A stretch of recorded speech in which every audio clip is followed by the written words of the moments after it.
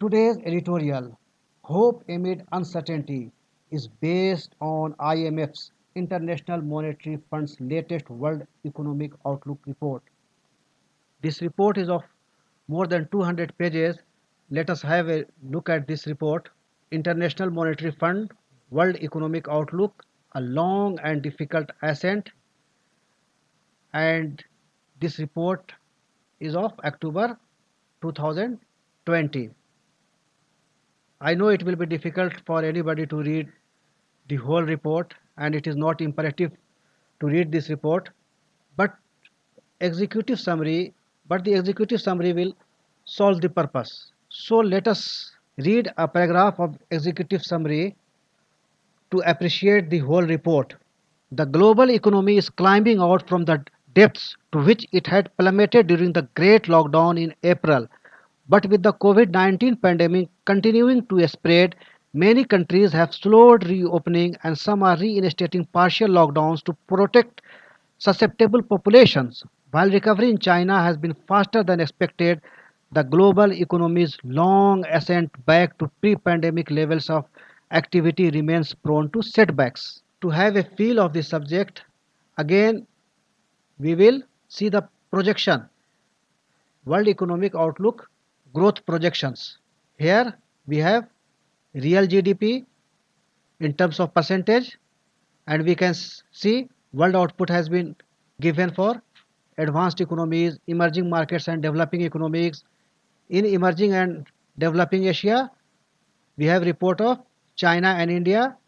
India's GDP growth for 2019 was 4.2% and projected growth is minus 10.3% for 2020, that is contraction of 10.3%, and it will rebound by 8.8% in 2021. And for China, GDP growth was 6.1% and projected growth for 2020 is 1.9%. It has done very well, and projected growth for 2021 for China is 8.2%. Now let us come back to editorial. The crux of the editorial is IMF calls for more international cooperation as the world economy recovers slowly. Now let us see the whole editorial. The IMF's latest World Economic Outlook sums up the challenges ahead in the report's title, A Long and Difficult Ascent. Just we have seen the cover page of this report. With COVID-19 having already extracted a toll of over a million lives, accompanied by an evisceration of livelihoods and output in economies, prognosticating the economic future even as the pandemic rages on is an unenviable task. Evisceration means to weaken, khali karna, disembowel. It is a case of disemboweling of livelihoods. Livelihoods have been severely curtailed. And in this situation, prognosticating, that is predicting, is even further a difficult task. Unenviable task means difficult task. So it is uncertain time, and in this uncertain time, any prediction is very difficult and bound to be larger errors. The fund's economists have gamely sought to make forecasts for world output through 2020-21 and into the medium term. While the global economy is projected to shrink 4.4% this year, reflecting a less severe contraction than the 5.2% drop estimated in June, output is seen rebounding at a marginally slower 5.2% pace in 2021. The IMF has based its revision on better than anticipated second quarter GDP outturns, mostly in advanced economies, where activity improved after lockdowns were eased, as well as signs of a stronger recovery in the July-September quarter. This revised 4.4% contraction is based upon better than anticipated second quarter GDP,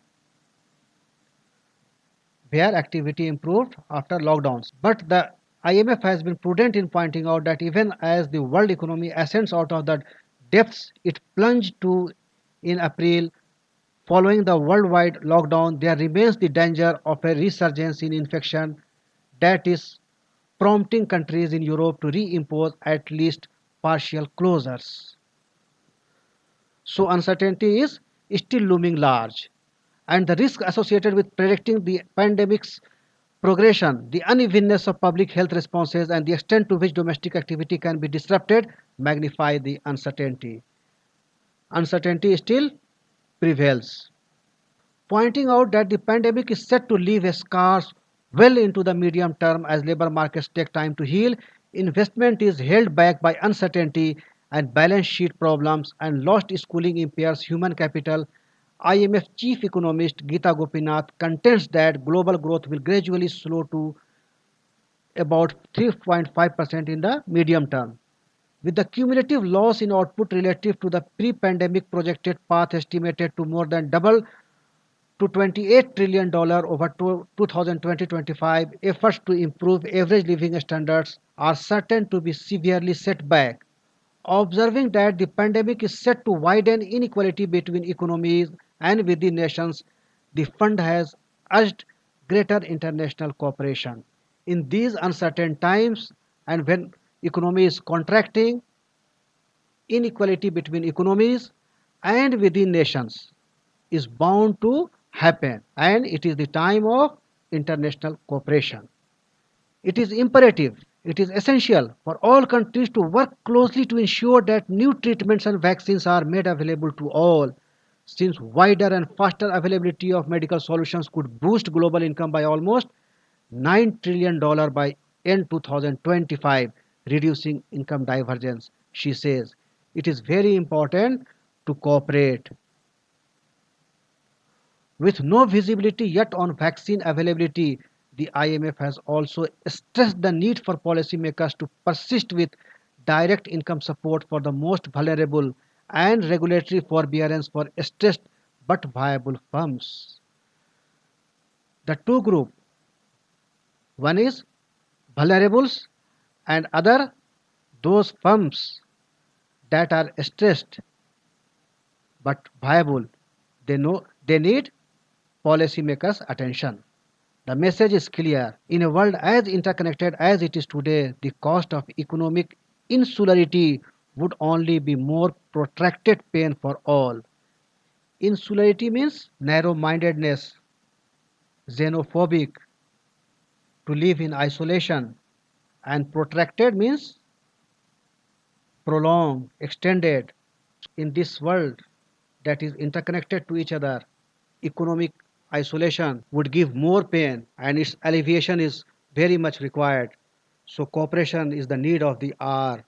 So the whole report seeks economic cooperation among nations and to take care of vulnerables and those businesses that are viable but now much stressed. This should must gain the attention of policymakers. That's all for today. Thanks for listening.